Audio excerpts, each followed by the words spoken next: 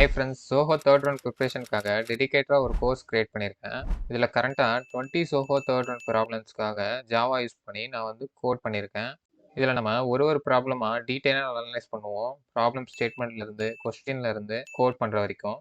இந்த ஏன் நான் ஒரு பெய்ட் கோர்ஸாக போடுறேன்னா, இந்த வீடியோஸ் கிரியேட் பண்ணுறதுக்கு நான் நிறைய டைம் அண்ட் எஃபர்ட் வந்து போட்டிருக்கேன். அதுவும் இல்லாத பீப்புள் வந்து பே பண்ணி கோர்ஸஸை பை பண்ணும்போது தான் அவங்க வந்து அந்த கோர்ஸ்க்கு வந்து அக்கௌண்டபிளாகவும் இருப்பாங்க. அதாவது அவங்க பே பண்ணதுக்காக அந்த கோர்ஸை வந்து முடிக்கணும்னு சொல்லிட்டு ட்ரை பண்ணுவாங்க. ஸோ இந்த ரீசனுக்காக தான் டிஸ்கிரிப்ஷனில் கோர்ஸோட லிங்க் கொடுத்துருக்கேன். கிளிக் பண்ணி கோர்ஸ் கரிக்குலமை நீங்கள் செக் பண்ணி பாருங்கள்.